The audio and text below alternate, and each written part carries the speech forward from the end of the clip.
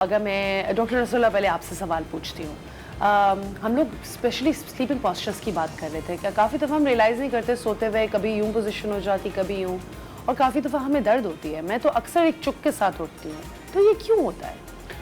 जी, बिस्मिल्लाहिर्रहमानिर्रहीम। सबसे पहले तो ये है कि हम लोग अगर लेटने से पहले अगर अपना पोस्चर की जहाँ तक बात है वो तो सेकंड है, लेकिन उससे पहले अगर हम अपने आप के खाने को थोड़ा टाइम पे ले लें तो हमें नींद अच्छी आएगी। अगर हम अर्ली खाना खा लें, जैसे नॉर्मली इस्लाम में भी है, नबी करीम सल्लल्लाहु अलैहि वसल्लम की सुन्नत है कि अगर आप ईशा के बाद खाना खा लें और थोड़ा सा टहल लें तो आपको जल्दी नींद आ जाएगी। लेकिन अगर हमने देखा है कि हम खुद भी, हमारे बच्चे भी लेट नाइट खाना खाते हैं और उसके बाद सोने की कोशिश करते हैं, जिसकी वजह से हमें नींद सोने की कोशिश भी नहीं करते लेट खाना खाते हो, जागे ही उसकी वजह ये है ना कि जब आप लेट नाइट खाना खाएंगे तो नींद कैसे आएगी? सही बात है। आपका मेलाटोनिन जो है, जो नींद का हार्मोन है, वो तो ज़ाहिर कम हो जाएगा, स्ट्रेस हार्मोन बढ़ जाएगा, तो जिसकी वजह से कितने बजे खाना खा लेना चाहिए हमें? वैसे नॉर्मली तो ये है कि आपको 9 बजे से पहले खाना खा लेना चाहिए, तो आपको नींद अच्छी आएगी। हम तो खा लेते हैं 8:39 तक। लेकिन अगर आप स्क्रीन टाइम अगर आप बढ़ा देंगे, मोस्टली ऐसा ही है कि हमारे पास जो पेशेंट आते हैं वो लेट नाइट तक कहते हैं कि हमें नींद नहीं आती। वजह ये है कि आप लेट नाइट खाना खाते हैं, जिसकी वजह से आपको नींद नहीं आ रही होती आप। और दूसरी बात ये भी है कि आप ऑर्डर भी कर रहे होते हैं, आप रेस्टोरेंट में ऑर्डर हो रहा होता है, तो आप स्पाइसी फूड्स ले रहे होते हैं, जिसकी वजह से आपका स्टमक डिस्टर्ब हो रहा होता है, तो नींद कैसे आएगी? तो इसलिए आपको चाहिए कि कम से कम घर के खाने खाइए, थोड़ा सा वॉक करें और स्क्रीन टाइम जो है उसे कम से कम कर देना चाहिए। ठीक है, ज़बरदस्त। एंड स्लीपिंग पोजीशंस के अलावा भी डॉक्टर शबाना, मैंने देखा है काफ़ी दफ़ा औरतें किचन में भी होती हैं।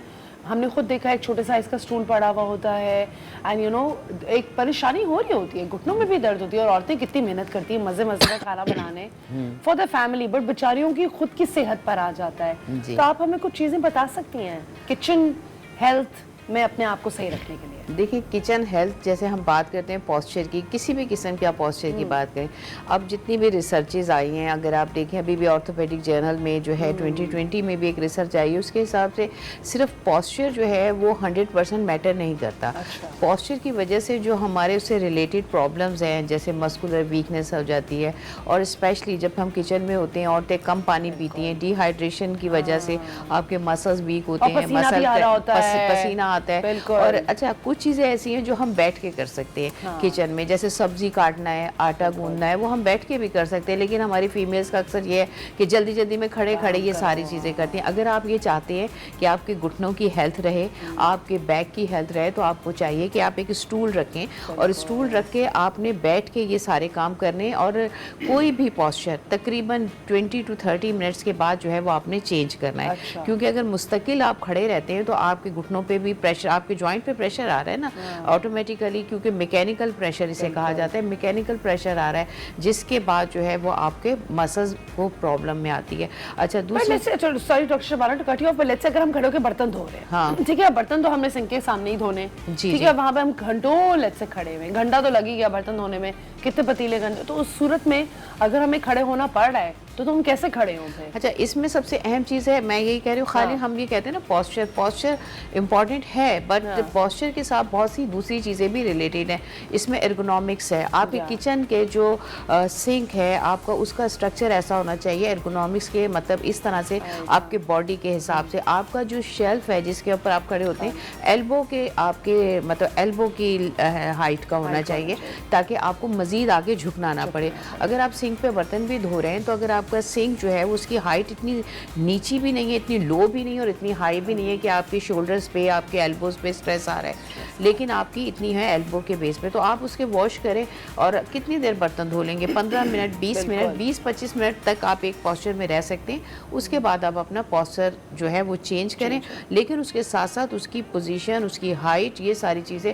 पाँव में आपके शूज़ ऐसे होने चाहिए क्योंकि जो सॉफ्ट हो, जो आपके तकरीबन काफ मसल्स को जो है सपोर्ट दें। आपने मोटे सोल वाला जूता लेना होता है। यूजुअली लोगों ने तो रबर की चप्पल ही पहनी होती है। हाँ, वो सबसे बड़ा औरतों के लिए स्पेशली होता है, जब वो रबर की चप्पल पहन के और घरों में वो कैंची वाली चप्पल पहन के घूम रही होती हैं, जो सबसे ज़्यादा खतरनाक है, जो उनके पैर के स्पेशली प्लांटर फेशियाटिस, जो पैरों में हील में जो पेन होता है सुबह उठ के बहुत ज़्यादा, वो पेन बहुत ज़्यादा उसी चप्पल की वजह से आता है, ओवर वेट की वजह से आता है, मस्कुलर वीकनेस की वजह से आता है, और सबसे बड़ी बात है हम फीमेल्स का वेट, वो उसको कंट्रोल करना बहुत ज़्यादा ज़रूरी है।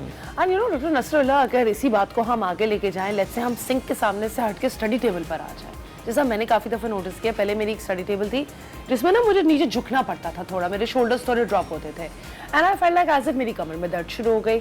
तो एक स्टडी टेबल की क्या हाइट होनी चाहिए हमारे हिसाब से, हमें किस तरीके से स्टडी टेबल में बैठना चाहिए, अगर आप हमें थोड़े पोस्चर्स भी बता दें। पहले तो मैं ये है कि जो आप लोग किचन की बात कर रहे थे, तो उसको थोड़ा सा मैं सेकंड करूँगा बात को। वो ये है कि देखिए, सबसे पहले तो ये है कि आपके बर्तन इतने जमा ही क्यों होते हैं।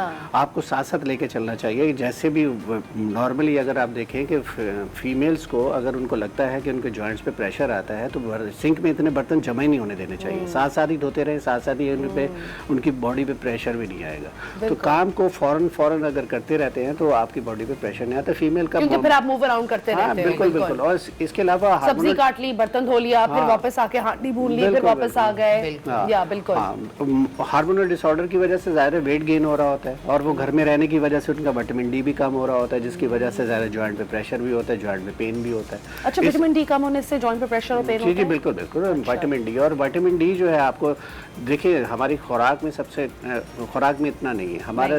बहुत अच्छी अगर हम खुराक लेते हैं 200-250 इंटरनेशनल यूनिट हम लेते हैं। अच्छा। लेकिन हमारी रिक्वायरमेंट लोग टैबलेट्स पे ही होते हैं। हाँ बिल्कुल। और 70% पॉपुलेशन जो है वर्ल्ड की वो डेफिशिएंट है, और जो सफिशिएंट है वो मोस्टली वो पेशेंट है, वो लोग हैं जो टैबलेट मतलब जो लेते हैं, सप्लीमेंट लेते हैं। अच्छा। अब मसला ये है कि हमारी जो फीमेल है मोस्टली घर से निकलती नहीं है, ज़ाहिर बाहर नहीं जाती है। जब बाहर नहीं जाएंगे तो ज़ाहिर उनको सनलाइट भी नहीं मिलती, और अगर देखा जाए तो उनकी वॉक भी नहीं है। तो वॉक होगी तो मसल स्ट्रेंथन होंगे, तो मसल स्ट्रेंथन। वॉक जरूरी तो नहीं है, हम घर में सफाई भी तो कर रही होती हैं कितनी औरतें। लेकिन वो तो अपने आप को थकाने वाली बात है ना, अपने आप को टायर्ड करने वाली बात है। अच्छा। प्लान मूवमेंट को वॉक कहते हैं एक्चुअली ना, प्लान मूवमेंट एक्सरसाइज कहलाती है। अब आपने स्टडी टेबल की बात की, तो स्टडी टेबल की इस तरह है कि देखिए आपके ना चेस्ट हाइट पे होनी चाहिए स्टडी टेबल। नॉर्मली हमारा जो डाइनिंग टेबल है वो एक्चुअली स्टडी टेबल की हाइट का है। तो आपको डाइनिंग टेबल पे, लेकिन एक चीज़ है कि आपको एडजस्टेबल चेयर यूज़ करनी चाहिए जो ऊपर नीचे हो सके।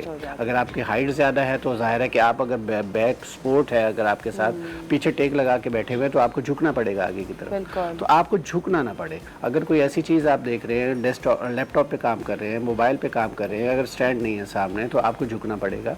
तो आपको चाहिए कि आप उसके नीचे कोई चीज़ रख लें लैपटॉप के नीचे, ताकि वो आपकी चेस्ट हाइट पे हो जाए, तो आप स्ट्रेट होके सीधा होके बैठ के देखिए। ठीक है। लेकिन अगर फिर भी आपको लगता है कि थोड़ा सा मुझे झुकना पड़ रहा है, तो आप चेयर की हाइट को नीचे कर दीजिए। अच्छा। थोड़ा डाउन कर दीजिए चेयर को, ताकि आपकी चेस्ट लेवल पे आ जाए ना सारी चीज़ें। लेकिन जब आप बैक की सपोर्ट को हटा देते हो, आप थोड़ा सा आगे की तरफ स्लाउच होके बैठते हो, तो आपके बैक पे प्रेशर आएगा, आपकी नेक पे प्रेशर आएगा। क्योंकि हमारी जो दो कर्व है, अपर स्पाइन और लोअर स्पाइन, ये आपको बैक सपोर्ट से ही मिलती हैं। अदरवाइज ये है कि मैं इस वक्त जो बैठा हुआ हूँ ये भी गलत है, क्योंकि जब हम क्रॉस लेग में बैठते हैं तो इसका मतलब ये हुआ कि हमारी स्पाइन कर्व है हल्की सी। तो जब हमारी स्पाइन बिल्कुल स्ट्रेट होती है तो उस वक्त हम टांग पे टांग रख ही नहीं सकते, ये इस posture. But you know doctor Shabana, हम तो अक्सर इससे टांग पे टांग रख के औरतें बैठती हैं, तो फिर ये तो गलत। अभी तो आप भी बैठी नहीं है टांग पे टांग रख के, ये क्या बात हुई? देखिए ठीक कर लिया आपने। मैं नहीं करूंगी। एक्चुअली वही वाली बात आती है कि आपका अगर फर्नीचर इस तरह का है, अगर आपका सोफा बहुत ज्यादा चौड़ा है, अब आपने उसमें बैक में पीछे सपोर्ट लगाएंगे, ऑटोमेटिकली आपका पोस्चर खराब होता है। तो ये सोफे की जो चौड़ाई है ये कम होनी चाहिए। आपका सोफा, अगर आपका सोफा चौड़ा है तो पीछे आप कुशन हमारा है चौड़ा, बाय द वे ये वाला भी चौड़ा है, तो इसीलिए हम लोग बैलेंस करने के लिए आपकी लेग को क्रॉस कर रहे होते हैं। जबकि आपको पता है बेस्ट पोस्चर क्या होता है?